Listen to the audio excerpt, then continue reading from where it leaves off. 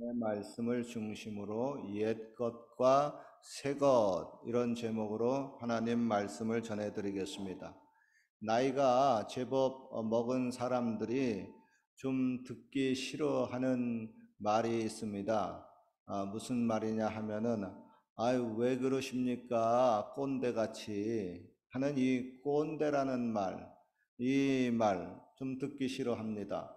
그런데 꼰대가 무슨 뜻일까요? 제가 사전을 찾아보니 꼰대라고 하는 것은 아버지나 늙은이 혹은 선생인데 그것을 비하하는 말이라고 합니다. 그리고 구태의연한 그런 낡은 사고방식을 타인에게 강요하는 사람, 이런 사람을 비하해가지고 꼰대라고 말을 합니다.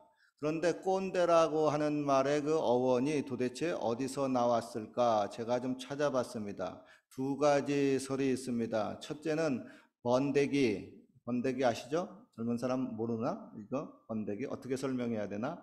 번데기 그 먹는 거 있는데 그 영남 사투리가 꼰대기라고 하는 겁니다. 그런데 그 번데기처럼 얼굴이 주름이 있어가지고 자글자글한 그 늙은이라고 하는 뜻에서 꼰대기라고 부르다가 꼰대가 되었다고 하는 것이 어원의 첫 번째고요. 두 번째 또 어원의 설은 또 뭐냐 하면은 그 일제 강점기 때부터 사용했다고 하는 겁니다. 프랑스어로 백작을 지칭하는 말이 꽁떼인데 그것이 일본식 발음이 콘떼라고 하는데 이완용을 비롯해서 친일파 사람들이 그 일제 사람들한테 그런 백작의 꽁떼의 지위를 받고 스스로 나는 꽁떼다 꼰떼다 하고 이제 잘난 척을 하는데 그걸 사람들이 그래 너 꼰대다 꼰대다 이렇게 해가지고 거기서 유래됐다고 하는 설입니다. 그런데 최근에는 나이와 상관없이 좀 권위적이고 말이 잘 통하지 않는 그런 사람을 모두 다 총칭해가지고 꼰대라고 합니다. 그러니까 나이가 좀 젊어도 그건 젊은 꼰대라고 하는 겁니다. 그러니까 다른 늙은 사람을 꼰대라고 비하를 하면서도 정작 자기도 후배에게 그런 꼰대 짓을 하는 사람을 가르쳐서 젊은 꼰대라고 합니다. 한 취업 토탈 사이트인 그 사람인이라고 하는 그 사이트에서 직장인 1945명을 대상으로 젊은 꼰대에 대해서 설문조사를 한 적이 있습니다. 당신은 직장에서 젊은 꼰대가 있다고 생각을 하십니까? 이에 대해서 75.4%, 그러니까 4분의 3이 젊은 꼰대 우리 직장에도 많이 있습니다 하고 그렇게 대답을 했습니다. 그러면 젊은 꼰대의 특징은 무엇일까요? 하고 이 질문에 대해서 이렇게 대답을 했습니다. 자신은 4050 꼰대와 다르다고 생각한다. 자신은 권위적이지 않다고 생각을 한다. 자신은 합리적이라고 생각을 한다. 자신은 후배들과 사이가 상당히 좋다고 생각을 한다. 자신은 진보적이라고 생각을 한다. 즉 뭐냐면 젊은 꼰대는 자기 자신에 대해서 대단히 큰 착각을 하고 있다고 하는 겁니다. 그리고 또 왜 젊은 꼰대가 되는가? 이런 질문에 이렇게 대답을 했습니다. 늙은 꼰대에게 자연스럽게 배웠기 때문이다. 사람은 자기 중심적으로 생각하기 마련이다. 윗사람이라는 권위에 도취돼서 그렇다. 아래 직원들의 행동이 마음에 들지 않아서 그렇다. 그래서 자기가 젊은 꼰대가 된다는 거예요. 그리고 응답자의 71.5%가 꼰대들의 그 언행에 동의하지는 않지만은 호응을 했다고 대답을 합니다. 그거 왜 그러니? 하고 물어보니까 첫 번째, 원만한 관계 유지를 위해서. 두 번째, 따져봐야 달라지지 않기 때문에. 세 번째, 인사 고과 등 불이익을 당할 수 있기 때문에. 네 번째, 회사 생활이 편해지기 위해서. 다섯 번째, 버릇없는 후배로 찍히지 않기 위해서. 이렇게 대답을 했습니다. 그리고 꼰대 자가 테스트가 있습니다. 20가지가 있어요. 여러분 스스로 내가 젊은 꼰대인지 혹은 늙은 꼰대인지 한번 자가 테스트 한번 해보실래요? 손가락 있죠? 손가락을 이렇게 펴봐가지고 여기에 해당되면 하나, 해당이 안 되면 가만히 있고요. 또 해당되면 둘 이렇게 해가지고 한번 세어보세요. 그래가지고 그거 다 세어봐가지고 토탈 되면은 제가 그 결과가 꼰대인지 아닌지 가르쳐 드릴게요. 한번 해보세요. 첫 번째 사람을 만나면 나이부터 확인하고 나보다 어린 사람에게는 대체로 반말을 한다. 맞으면은 이렇게 하세요. 손가락 꼬부리시고. 두 번째, 대체로 명령문으로 말한다. 세 번째, 요즘 젊은이들이 노력은 하지 않고 말이야 세상 탓 불평만을 한다. 뭐 이런 말을 자주 한다. 네 번째, 뭐뭐는 뭐뭐인 거야. 식의 그런 진리 명제를 자주 구사한다. 다섯 번째, 버스나 지하철에 노약석에 앉아있는 젊은이에게 야, 좀 비켜라 임마 하고 속으로 그렇게 말하고 싶은 충동이 생긴다. 그 다음에 여섯 번째, 후배의 장점이나 업적을 보면 자동 반사적으로 그의 단점과 약점을 찾게 된다. 일곱 번째, 내가 너만 했을 때는 말이야 하는 얘기를 자주 한다. 여덟 번째, 나보다 늦게 출근하는 후배가 거슬린다.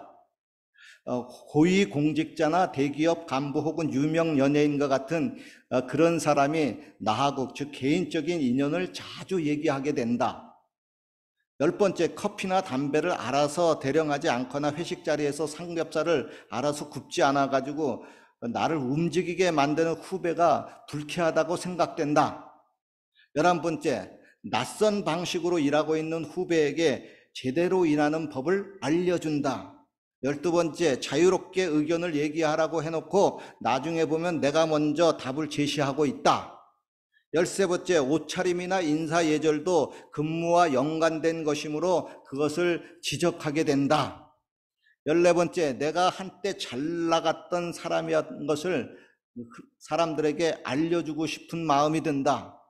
15번째, 연애사와 자녀 계획 같은 사생활의 영역도 인생 선배로서 답을 제시해 줄 수 있다고 믿는다. 16번째, 회식이나 야유회의 개인 약속을 이유로 빠지는 사람을 이해하기 어렵다. 17번째, 내 의견에 반대하는 후배는 두고두고 잊지 못한다. 18번째, 미주알 고주알 스타일로 업무를 지시하거나 확인한다. 19번째, 아무리 둘러봐도 나보다 더 성실하고 열정적으로 일하는 사람은 없는 것 같은 생각이 든다.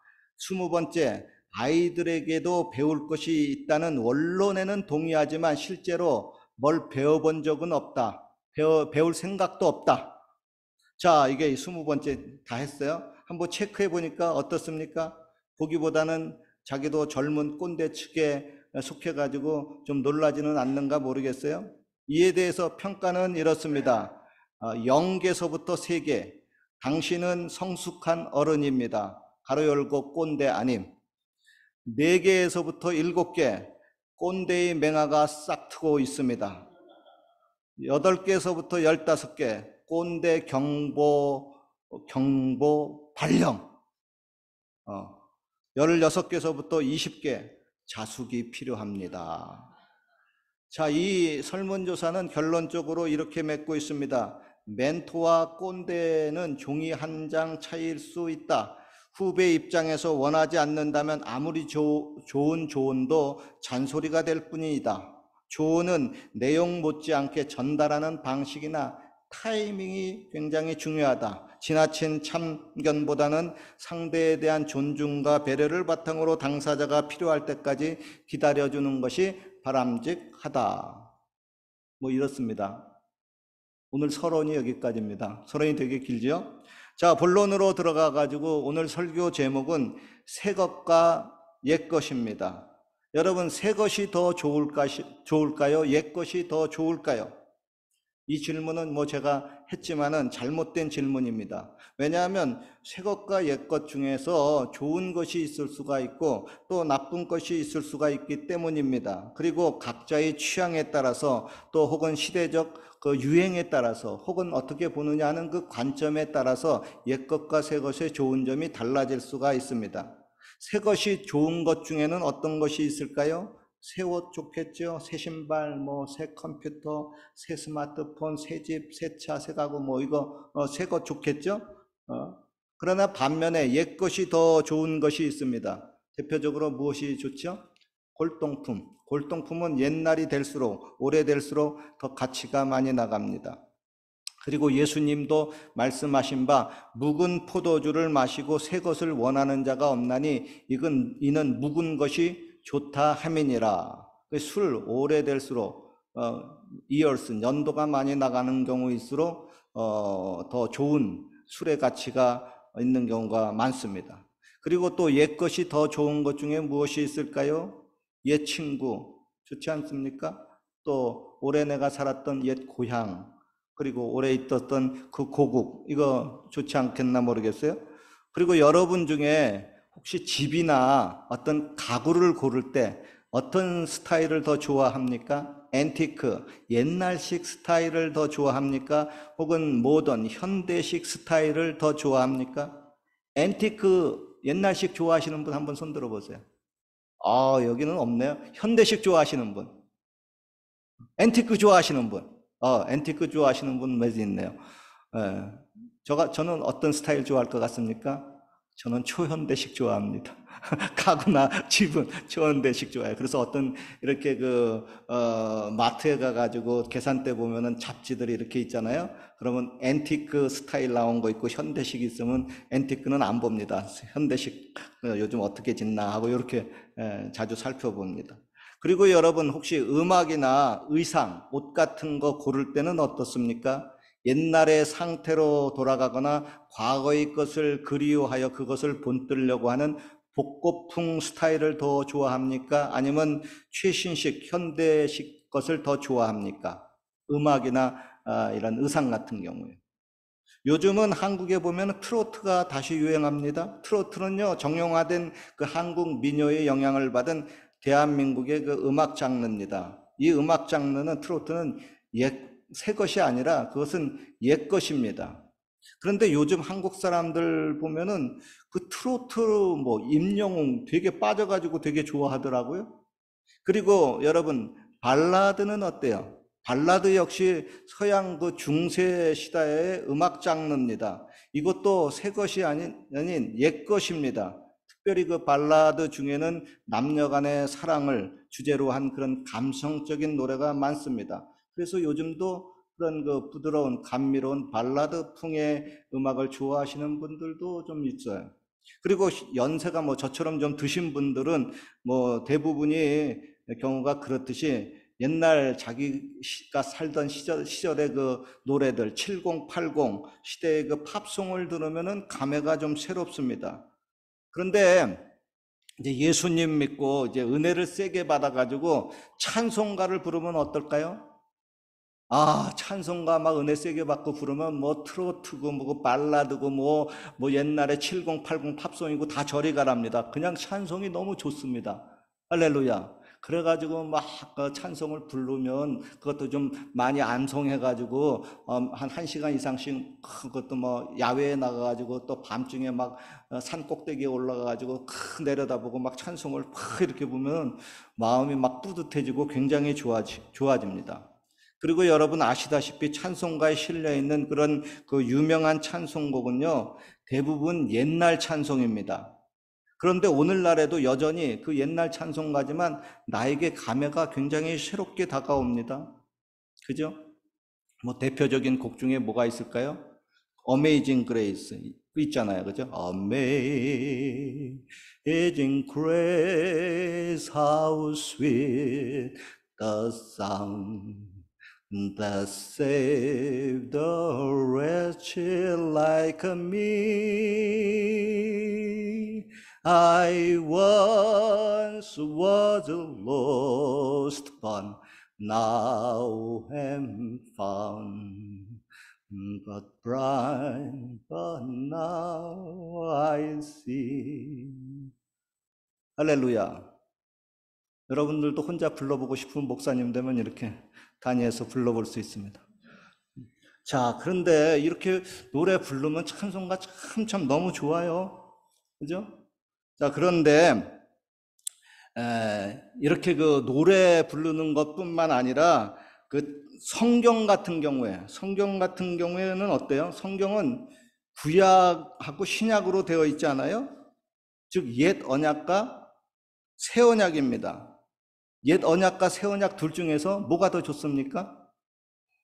구약은 뭐 구약 나름대로 좋은 것이 있을 수가 있고 신약은 신약 나름대로 좋은 것이 있을 수가 있겠죠. 그런데 둘을 비교해 가지고 뭐가 더 좋냐 하면은 뭐 당연히 옛 언약보다 새 언약이 더 좋습니다. 왜냐하면 구약은 3500년 전 모세를 통해서 시내산에서 율법에 입각해서 세운 언약이고요. 또 신약의 그 새 언약은 2000년 전에 구원자 예수님을 통해서 예루살렘 언덕 시온산에서 세운 언약입니다. 그리고 구약은 짐승의 피를 통해서 세운 언약이고 신약은 예수님의 피를 통해서 세운 언약입니다.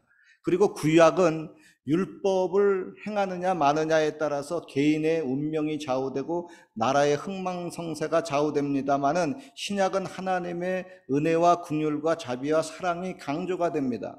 그래서 예를 들면은 현장에서 가늠하다가 붙잡힌 여인을 구약은 돌로 쳐서 죽이라고 합니다.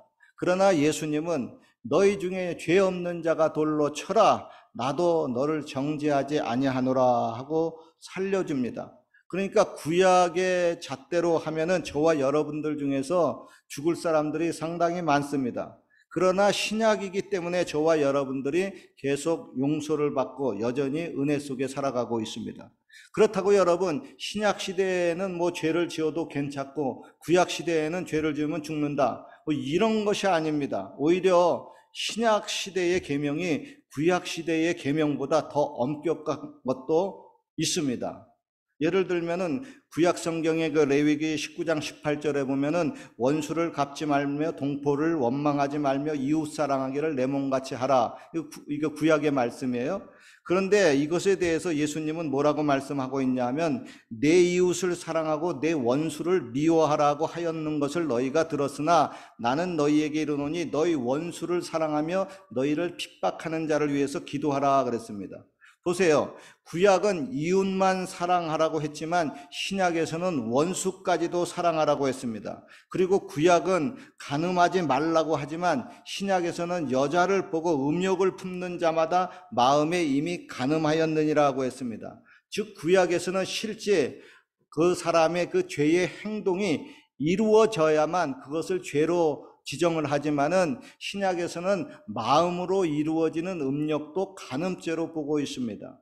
그리고 신약에서는 마음으로 남을 미워하는 것도 살인죄로 규정을 하고 있습니다. 그런 점에서 보면 죄에 대한 그 잣대는 도리어 신약이 구약보다 더 엄격한 면들이 제법 있습니다. 그리고 용서의 경우도 그렇습니다. 분명히 신약의 백성들이 구약의 백성들보다 용서를 많이 받고 살고 있습니다. 그러나 내가 남을 용서할 때도요, 구약은 뭐 7번까지만 하면은 최대한 열심히 용서했다고 말을 합니다. 그러나 신약의 예수님은 우리가 용서할 때 어떤 사람 하루에도 70번에 7번, 즉 70 곱하기 7 하면은 490번까지 하루에도 용서를 해주라고 말씀을 합니다. 그리고 더 나아가서 너희가 사람의 과실을 용서하면 천부께서도 너희의 과실을 용서하려니와 너희가 사람의 과실을 용서하지 아니하면 하늘에 계신 천부께서도 너희 과실을 용서하지 않는다고 말씀하셨습니다. 그러니까 여러분, 신약에서는 우리가 분명히 구약의 사람들보다 하나님의 은혜와 사랑과 용서와 자비를 더 많이 받고 있습니다마는 우리도 남을 사랑하고 은혜와 용서를 베풀 때 그만큼 하라고 강조를 하고 있습니다.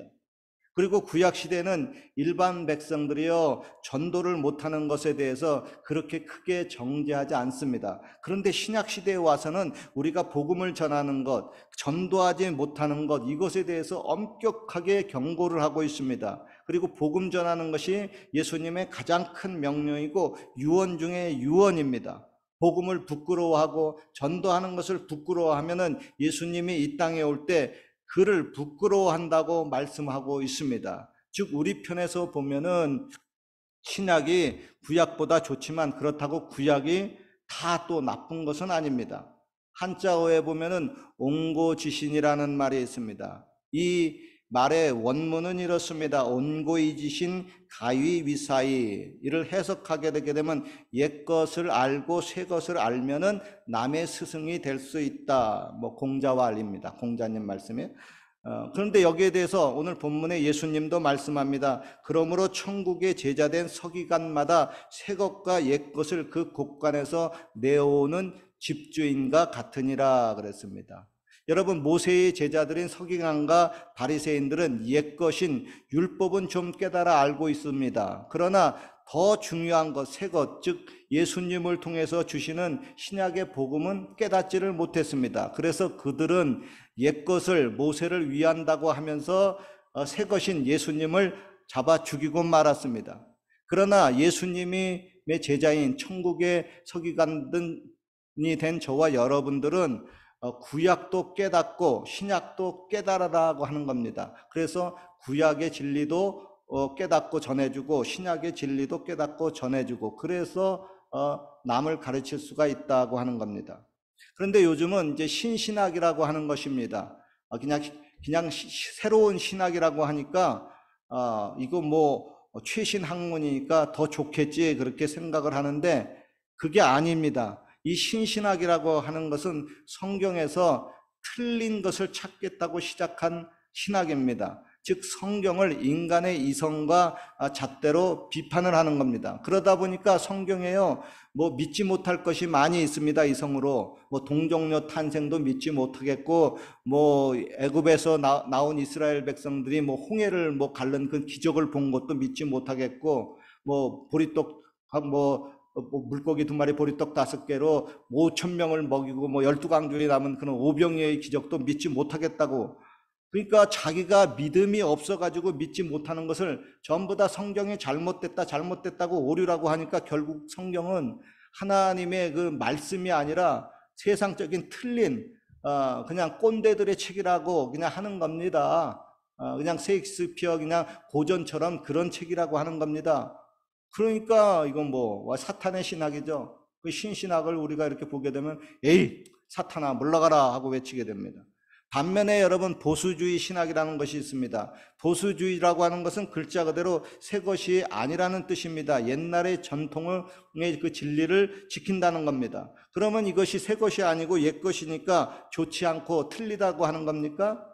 그게 아닙니다. 도리어 보수주의 신학을 우리는 정통이라고 말을 합니다. 다시 말해서 보수주의 신학이 성경의 진리와 맞는다고 하는 겁니다. 결론입니다. 여러분, 요즘 사람들은 시대에 뒤떨어지는 것을 상당히 두려워합니다. 시대에 뒤떨어진 것을 강조하면은 자칫 꼰대라고 하는 누명을 뒤집어 쓰게 됩니다. 그러나 여러분, 성경의 그 새 언약이라고 하는 신약도요, 어떻게 보면은 그게 2000년 전에 써여진 것이니까 한참 뒤떨어진 낡은 책이 되고 맙니다. 그럼에도 불구하고 우리는 여전히 3500년 전에 써진 구약도 읽고요, 2000년 전에 써진 신약도 읽습니다. 왜냐하면 그것은 시대가 아무리 지나도 변치 않는 진리이기 때문에 그렇습니다. 중요한 것은 옛것이 뭐 틀리고 새것이 맞다, 뭐 그런 것이 옛것과 새것이 그런 그 옳고 그름의 기준이 아니라 성경의 가르침이 옳고 그름을 판별하는 기준이 되어야 한다고 하는 겁니다. 아무쪼록 여러분, 성경의 진리를 잘 깨달아서 하나님이 원하시는 그 옳은 사람, 옳은 제자가 되시기를 주님의 이름으로 축원합니다. 기도드리겠습니다. 하나님 아버지, 옳은 사람 또 옳은